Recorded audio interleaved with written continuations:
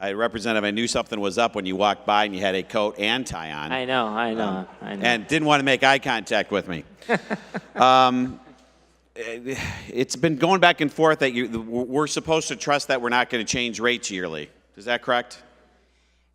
Mark, I've been down here 10 years. I have seen 2 Illinois income tax increases, one of which was only necessary because we let the first one sunset.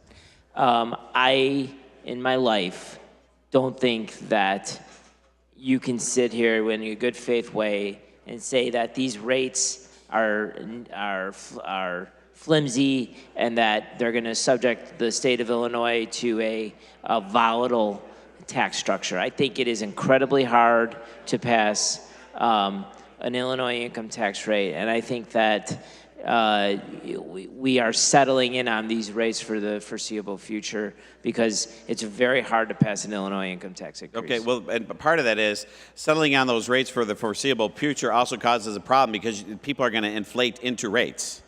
I mean, if you're going to do something that was honest, you would actually have an inflation adjuster in there, like the. And if you did that, Mark, then I think we would be accused of politically allowing for rates that are higher than what we're putting on paper. Well, so it would be the opposite. It would be a reduction. It would be the brackets would go up every year, right? So you do it the way the federal government does, because eventually $250,000 a year is going to be poor. Right? But if we did it that way, I'm gonna have to move on. I think people. No. But I want to make this point because it's a. Are you going to yield me 5 minutes? It's a critique of the bill. If we did it that way, would you support the rate structure?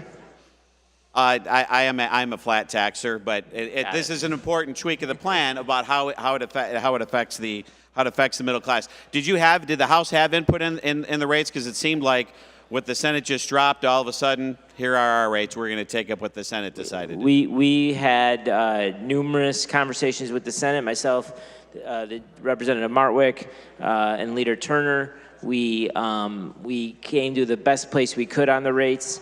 And eventually the Senate sent over this structure, and we feel like it's the best place to go from here. Okay. And I brought this up during the other debate before. We've opened up one way or another. There's markers. There's things we did with the MCO situation. There's Irma came up with a plan. We've opened up $3 billion without really doing any of the hard reforms. We've opened up $3 billion. And we're going to balance our budget this year, yet we're being told we need $3.5 billion more. Where's the money going? We talk about money going toward the pension payment. We talk about money going toward the funded evidence-based school model that drastically underfunds our schools right now. We talk about operational needs of the state. We talk about the things that we need to fund core services in the state. If the alternative is from year to year to year to lurch along and try to find magic bean revenue sources to patch holes, then my suggestion to the people of the state of Illinois is next fall, go to the ballot box and make your own decision about which option is better. I would suggest stability is better than what we have right now. Okay, Representative, you mentioned pensions, and I know another one of my colleagues brought this up. We have found, opened up, and if this passes in a short window of time, $7 billion, approximately between $6 and $7 billion on a roughly $40 billion budget.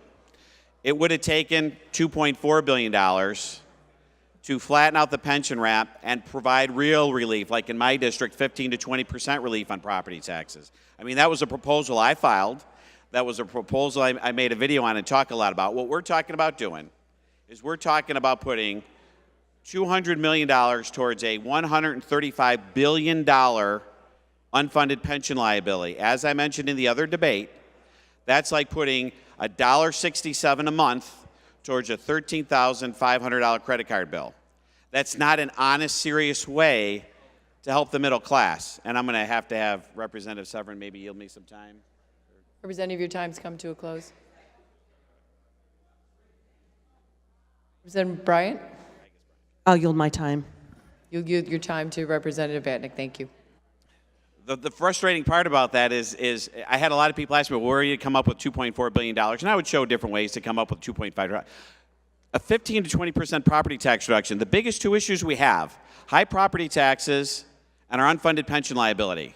We find almost $7 billion, and we're throwing $200 million to it. And by the way, the governor's original plan was to skip pension payments to the tune of $900 million a year, and he hasn't projected out what he's doing with the pension payment next year and the year after. So we have all this revenue that we're coming into, and it's for new spending, and we haven't addressed the cost. We have not addressed the cost drivers. I mean, one of the most. Well, I feel the need to respond. As a person who voted for Senate Bill 1 in 2013 and was a member of a caucus who put a pro rata share more votes on that bill than your side, respectfully, and that's not a critique, it's the fact. We put our marker down on pension reform in 2013 to the political risk of a lot of our core constituencies who have earned a benefit and feel like it was deserved paid. That bill went to the Supreme Court, and all the people that insisted that pensions were the problem of this state, that they were the bile that were causing this state, when that bill went to the Supreme Court, not one of them raised a whisper to suggest that bill was a good bill. So now here we are, 5 years later, we're struggling with these problems still, and we're being told, yeah, but if you just fix the pensions, things will be all right. Respectfully, Representative, I did try to fix the pensions, and I didn't get any help from the very people who claim it's the problem right now. So you're saying pensions aren't a problem because now you have the money. The way to fix the pensions is to start funding it instead of skipping it. $7 billion. I had my kids down the other day, one in Mississippi, one in Missouri. And here's the frustrating part about that. When Governor Pritzker was elected, I said, you know what? Republicans don't like tax increases. But if the governor's actually going to take things seriously, and if they raise taxes for the purpose of fixing property taxes and stabilizing pensions, you know what? If you decide to stay in Illinois, you decide to stay in Illinois. The state's going to be around.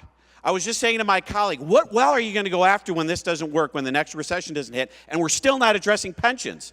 And you just whispered it to me, the middle class. That's why the rates are going to change.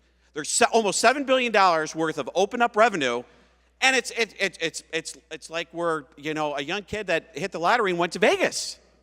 There's been no restraint. There's been no seriousness in making this a better business climate for the state. Representative, that's fundamentally untrue. We passed Medicaid reform when we were asked to pass Medicaid reform. We passed pension reform when we were asked to pass pension reform. We were asked to make this state a better place for education.